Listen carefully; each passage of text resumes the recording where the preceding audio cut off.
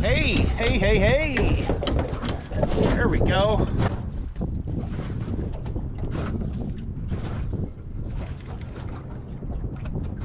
Fish on. Figured I'd start this video with a fish because we got wind, we got waves, and I've got apartment buildings going down the river here. It's a new spot. I might have a little bit of current too. This guy feels pretty big.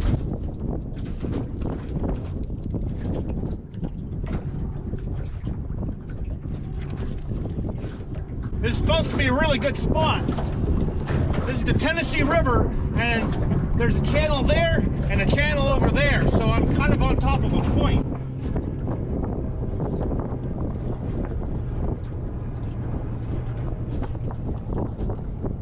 I just can't get away from the wind.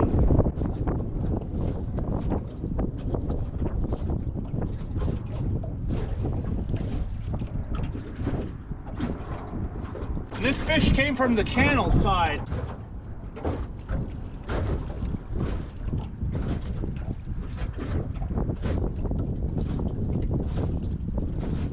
He's wrapped up.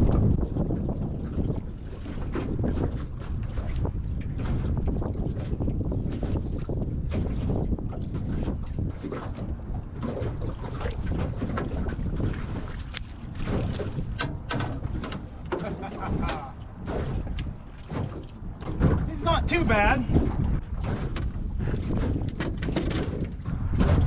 Barely hooked. Tennessee River Blue. Talking to us. Cool.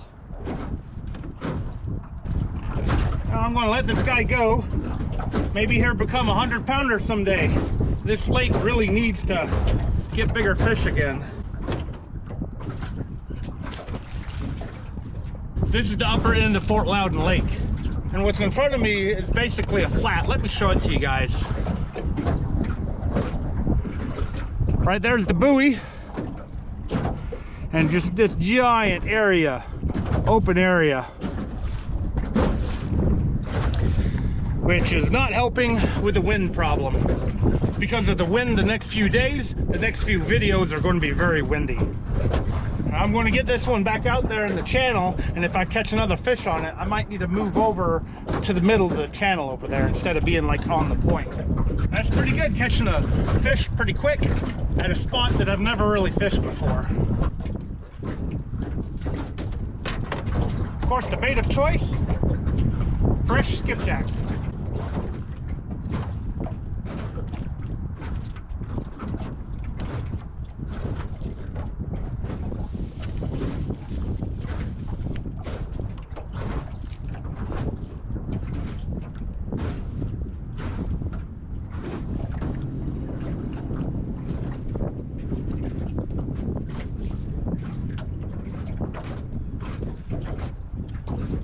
I forgot to mention, I got bluebird skies too, so I'm probably dealing with high pressure.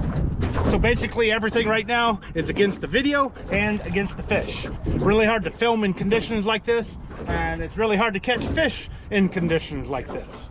I'm just glad I was actually able to catch something, and maybe I'll catch another one.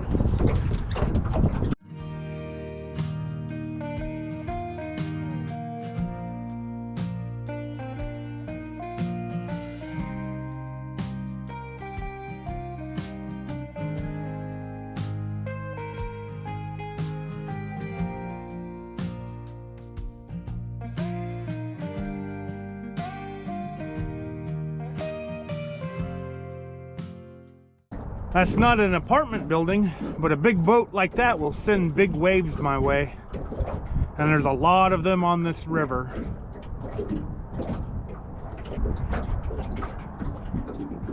No new bites yet.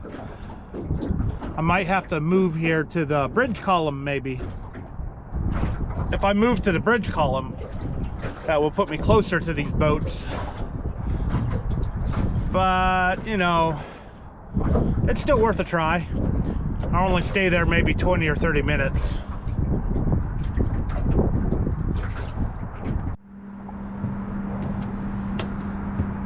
Well, I'm trying to fish the bridge column, and no luck yet. I got that rod hung, and there's like no current here, and the wind has kind of calmed down, so it's blowing me all over everywhere. So it's kind of a good thing that I'm hung there, because it's holding me in place so I can keep these rods and reels directly at the bridge column. With this being an interstate bridge, it's really noisy here. This has definitely been a windy, rough water, noisy video. Now, I did try another spot just upriver a little bit, where there's this deep hole that's right next to a creek. And I had high hopes of catching something there because I saw fish on the sonar, but nothing was biting. And as you can see, it keeps wanting to like move that way. I wasn't intending on staying after dark, so I don't have my lights with me. So I'm just going to give this a few more minutes to see if anything bites here, and then start heading towards the ramp. Usually bridge columns are good places to find fish. And when I was looking at this area, I was thinking the current should be like heading this way and then hit this wall and go that way, which means any kind of debris would be right on these columns. However, I think I've miscalculated, because there seems to be no current here at all, or my boat wouldn't be swinging back and forth. I may try reeling up and doing the other bridge column really quick before it gets too terribly dark. I don't know. I guess we will see. A few moments later. Well, as I was trying to reel up my rods real quick to move to the other column, this rod got snagged. But I think it unsnagged while I was taking the other rods out of the water. Let me see here. Yep. It's unsnagged now. Yay! Now I'm going to see if I can get this other one unsnagged. Where's my remote? There it is. You guys probably can't see too much right now because it is getting dark. But I'm going to show you how to try and get something unsnagged. It doesn't always work, but it's really awesome when it does work. The basic premise is, you know, you cast out, and then basically it's coming towards you, and whatever's there, it gets snagged in. So it's on this side of the log or whatever, which is away from me. So if I move the boat from here to here, then I might be able to pull it out of the snag, because I'm now on this side where it got snagged up. I might have to do a video on that sometime in the future, just kind of a short or something, how to get unsnagged.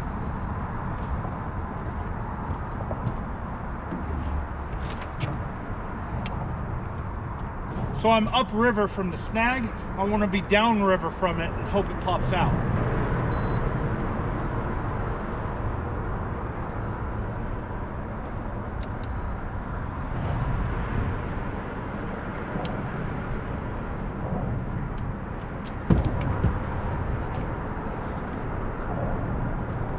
And hope I don't wrap it up in my trolling motor.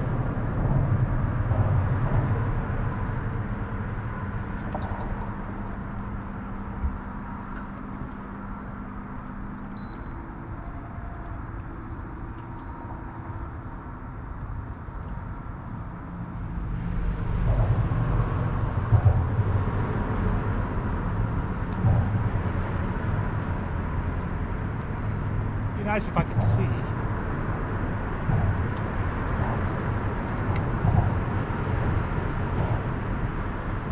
Okay, now downriver from my snag. So it might pop out, might not. Hey, look at that. Popped out. So that worked. Leave a comment below if you want me to do kind of a short video or something of getting a rod unsnagged, getting your line unsnagged.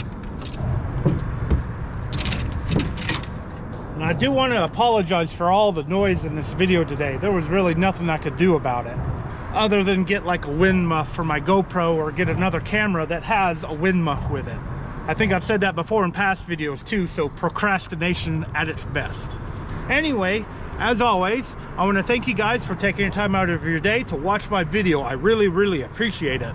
it's getting to be that time of year where the bigger blues should be moving around more. So it's just a matter of time on the water to catch one while recording.